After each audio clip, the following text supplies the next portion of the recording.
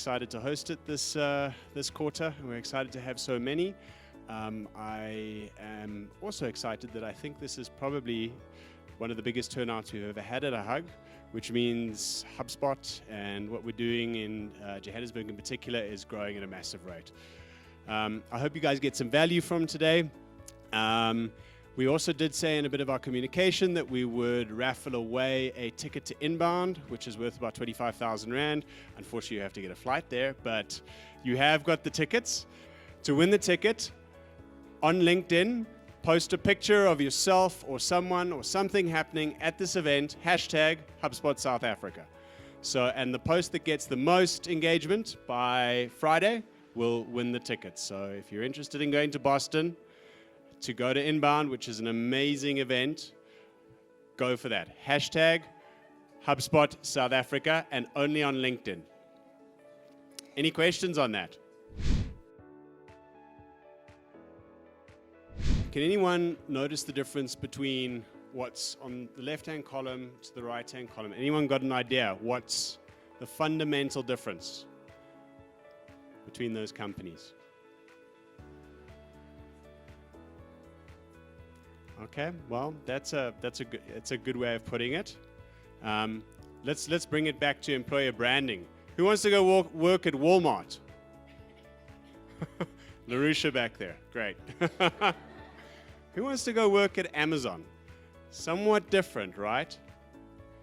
Now, why do they want to go work at Amazon? Look at the value these companies have created.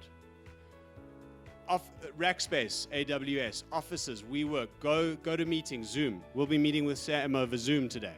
Magento, chat to my developers about Magento as an e-com solution. Pull their hair out. Everything's gone to Shopify. These companies have come up in the last 15 years or so, and they've created inordinate amounts of value. So we're going to call them experience disruptors. What's made them experience disruptors? Okay? They're low touch. They're not middlemen. They own the customer relationship. Okay? They're online. You got it right. Wisdom of the crowd. What the crowd says goes, and it determines whether you win or lose in this game.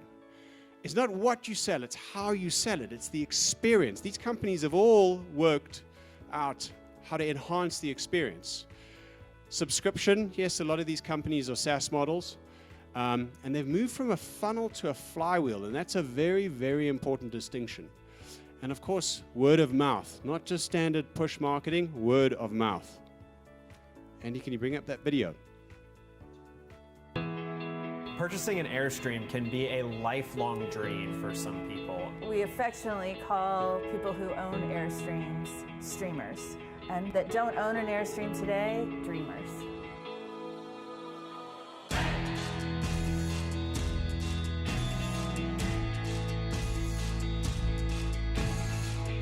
Having a large database allows us to build a community that gets us to conversations around the campfire, connecting that digital space with the real world and using Airstream Dreamers to promote the brand for free. I have yet to meet someone who owns an Airstream who doesn't want to talk about it or tell you their story. And in my past, I'd had to pay people for those stories, or I'd had to go out and not make them up, but you had to work a lot harder to try to get people to interact. Even if they may never buy one, because they're all influencers for us, that would cost us millions to reproduce if we did it in a more traditional way.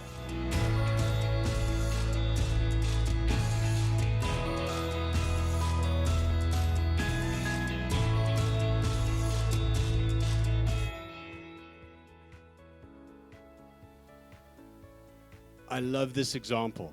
Airstreams, 1930s, that's when they started with these aluminium body trailers. And they've somehow... Hey everybody, it's me, Jason Torchinsky, and I've just spent the night in this.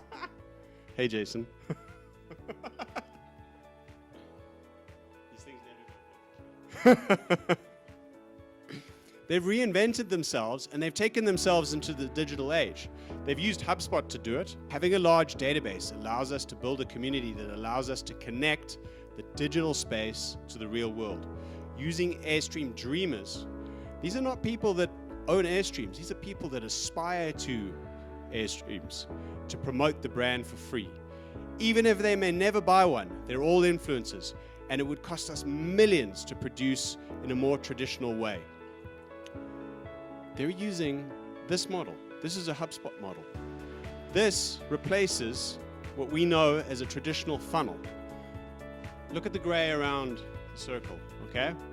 Think of a funnel. It starts at the top. You have strangers. They go in, they become prospects, customers, and then if they're really happy, they become promoters. And that's it. That's the end of it. What do you do with those promoters? HubSpot, and in particular Airstream in that example, has turned it on its head. You attract people, you engage with them, you delight them. When you finish delighting them, you still need to work at attracting them and engaging and delighting. And at all these chevrons over here, you apply force by making sure that there's less friction in the whole engagement, and the whole thing starts to speed up. This is the flywheel model, and we really like to do away with the funnel. And I mean, I've been working with the funnel for years and years and years. Now, why is this important?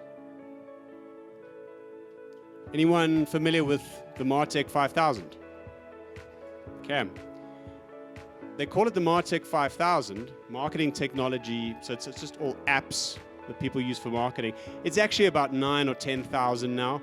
They just couldn't keep changing the name to every year. It became the Martech 6000, then the 7000, then the 8000. So they kept it the 5000. Now, why is that relevant? How many apps are you using in your company? And do you even know how they fit together? How do they function together? How do they synergize? Most of us don't know this. So this is going back to Airstream, and I love this example. They've done an infographic of how their apps fit together in their marketing process.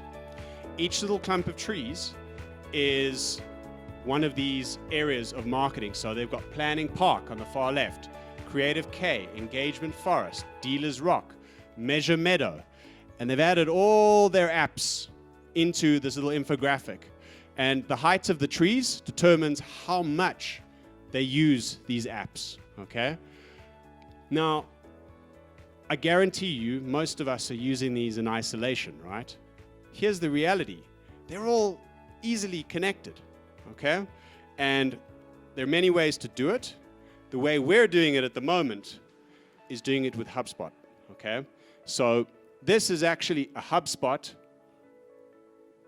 product model. So they've got a marketing engine, marketing hub, a sales engine, and a service hub, which equates to attract, engage, and delight. And what we've started doing is we've started integrating everything into it. And that central contact database that they talked about in the Airstream video is what HubSpot manages, okay? It then manages all the data coming in from all the apps and all the interactions on all the apps. It allows you one central place with which to build out your marketing. And that's it. I absolutely love that model. And whether we like it or not, LinkedIn is an app. So this talk is about how do we pull LinkedIn and HubSpot together and leverage LinkedIn to the maximum when it comes to recruiting and employee branding.